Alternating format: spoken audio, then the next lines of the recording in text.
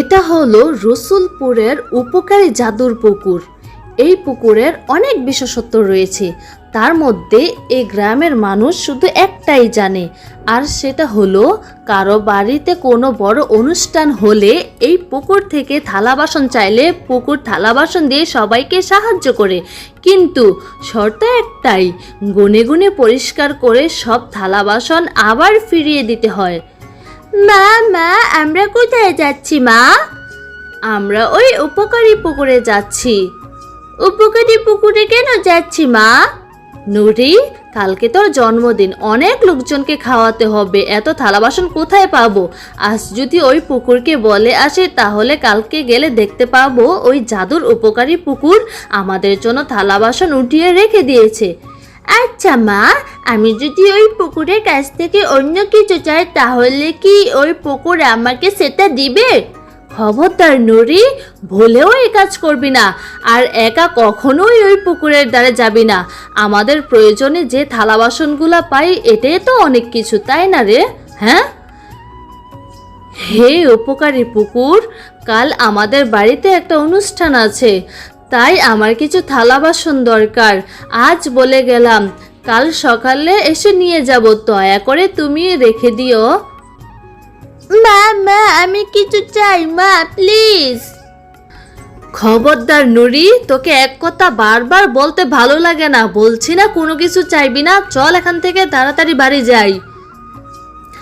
আরে কি খবর নুরির মা, ওইদিকে কোথায় গিয়েছিলে? দাদি দাদি, আমরা ওই উপকারী পুকুরের কাছে গিয়েছিলাম। ও বুঝতে পেরেছি, তো বাড়িতে কিসের অনুষ্ঠান? ও, আপনাকে তো বলাই হয়নি, কাল নুরির জন্মদিন, আপনার বাড়ির সবার দাওয়াত, আমাদের বাড়িতে গিয়ে খেয়ে আসবেন।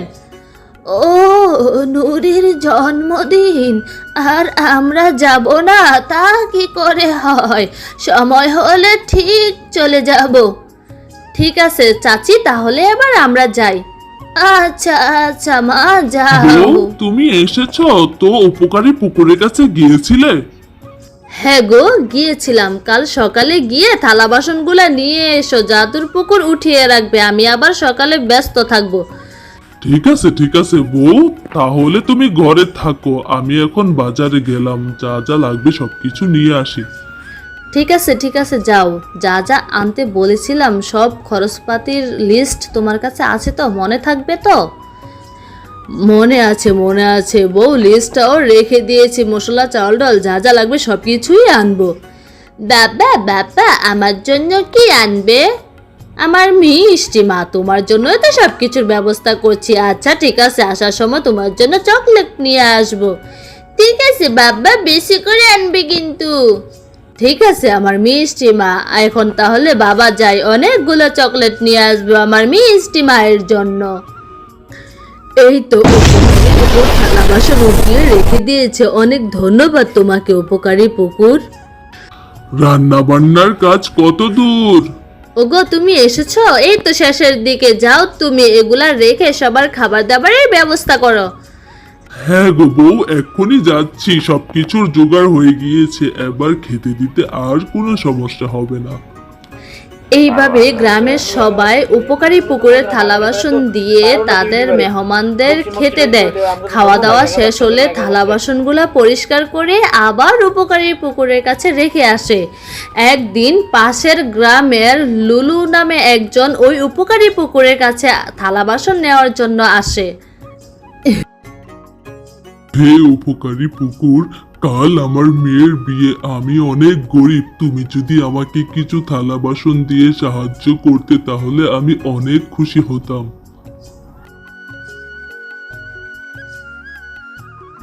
কি তুমি পাশের গ্রামের লুলু না?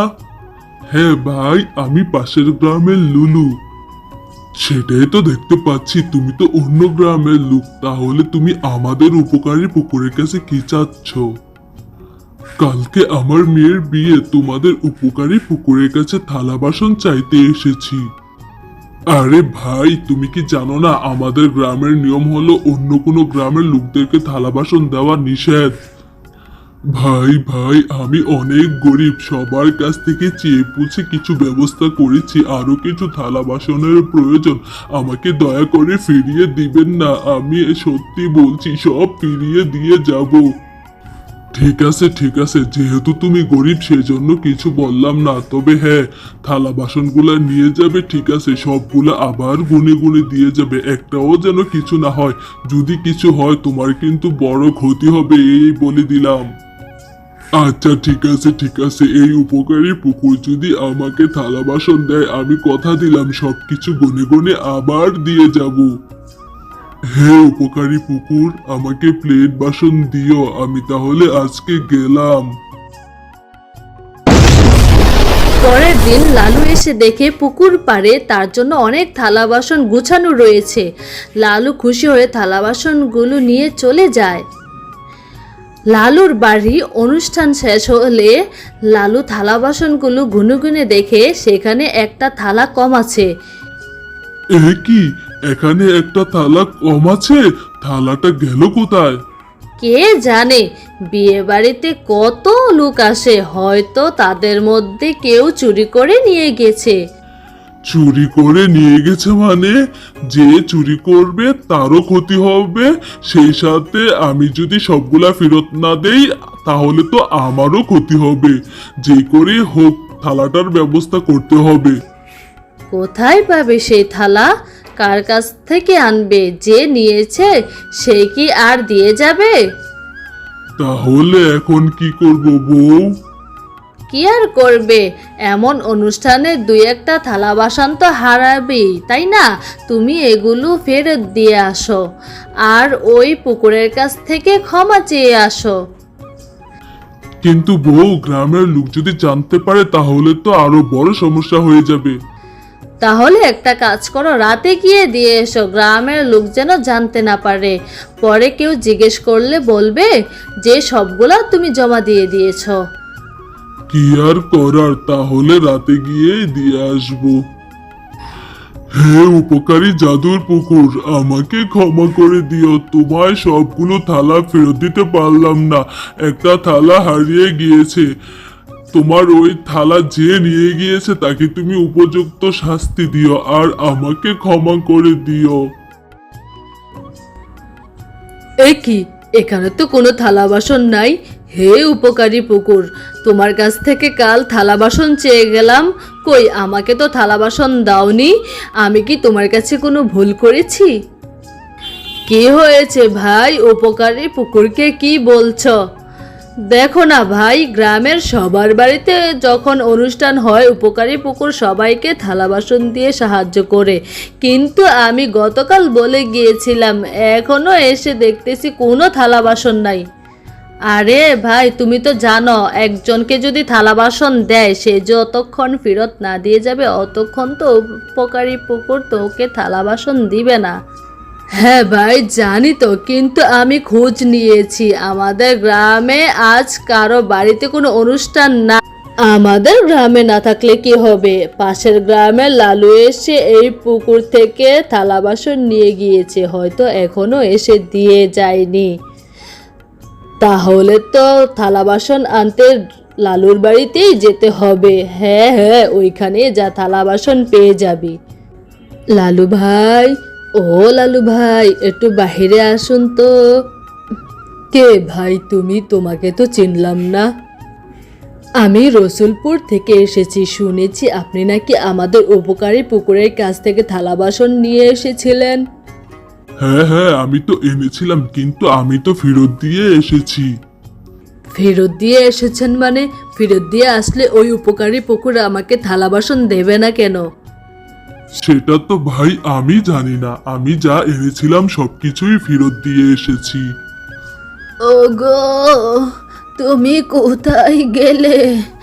আর পারছি না, আমার যে খুবই কষ্ট হচ্ছে, মরে গেলাম।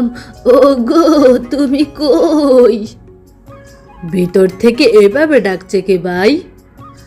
আমার বউ হঠাৎ করে খুবই অসুস্থ হয়ে পড়েছে, কোনো ওষুধেই কাজ হচ্ছে না। ভাই ভাই, আপনি আমার কাছে সত্যি করে বলুন তো, আপনি কি সব থালা বাসনগুলা ফিরিয়ে দিয়ে এসেছিলেন?